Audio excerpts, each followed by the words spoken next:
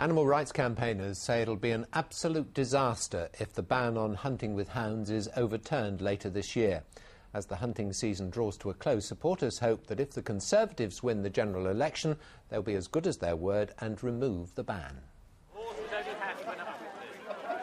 2 or 3 times a week, the Essex and Suffolk hunt get together, and there's always a good turnout.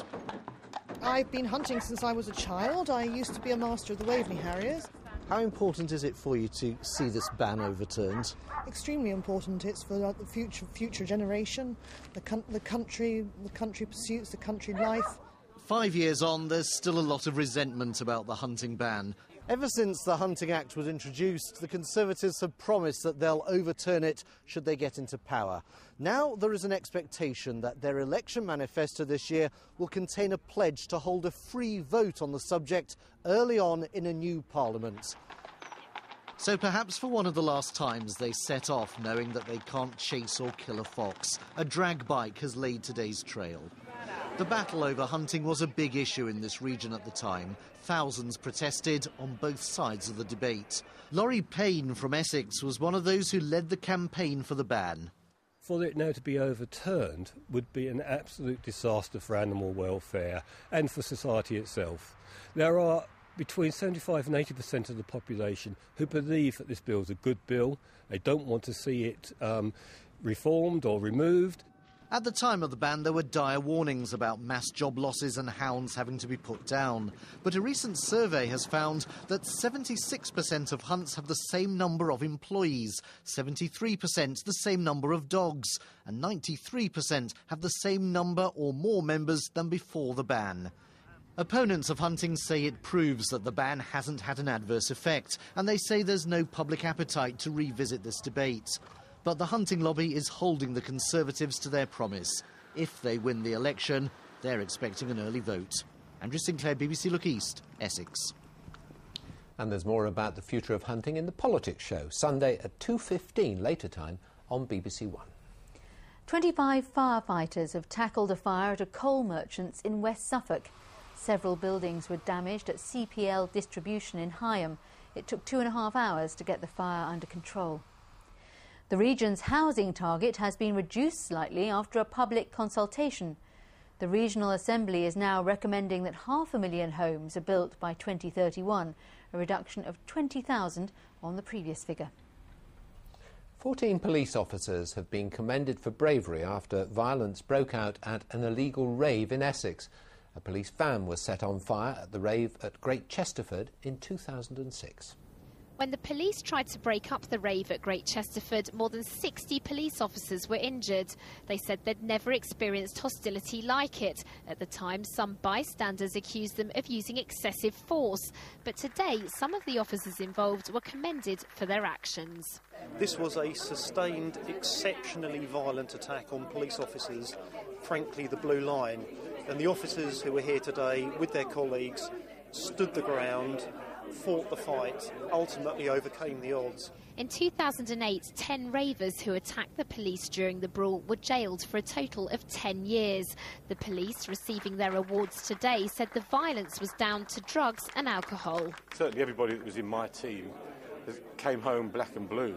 I remember that's the number of bottles and missiles, and at one stage the telegraph pole was being thrown at us, so there was some quite extreme violence.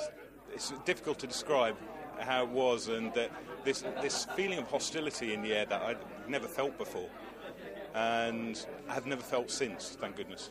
Officers from other counties were involved in the incident too, but today's ceremony was all about recognising those from Essex who put themselves on the front line. Felicity Simper, BBC Look East, Chelmsford.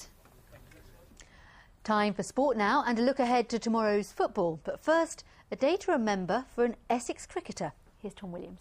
Thank you. Yes, the face of a man captaining England's Test team for the first time, batting through the day and making a century. Essex's Alistair Cook today scored 158 not out as England took command of the opening Test against Bangladesh. It was Cook's 11th Test century.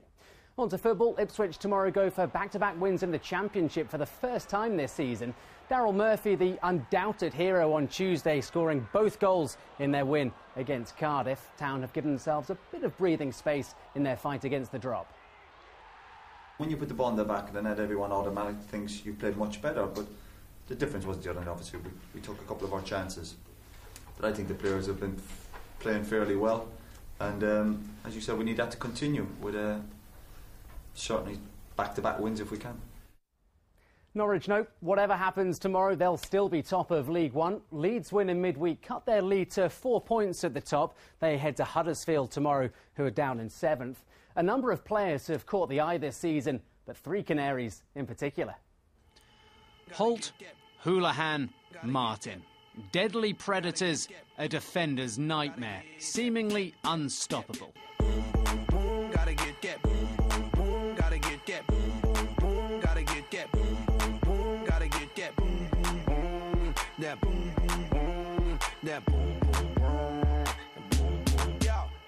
They've scored 60 times between them, 2/3 of all Norwich's goals this season.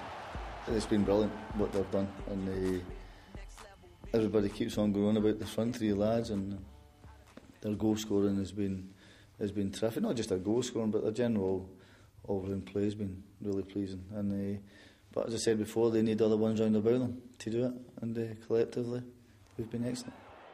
The manager's boosted by the return of 2 senior players tomorrow. Adam Drury's recovered from injury. Darryl Russell served his ban for his dismissal against Southampton.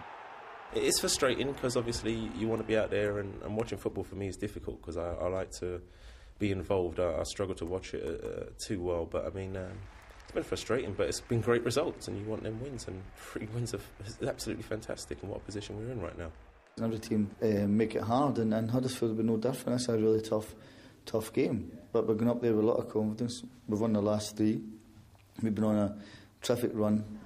Norwich's players showed off the club's new home kit this week, with season ticket sales already above the 18,500 mark. Plenty to smile about at Carrow Road. But with 11 games left, still work to be done to ensure the Canaries are wearing this strip in the Championship come August. Also in League One, Colchester and Southend need wins for very different reasons. The U's hoping to keep pace in the automatic promotion race head to Carlisle. Southend in the relegation zone host Exeter. And don't forget highlights of all the games and late kick-off Monday night, BBC One at 11:25.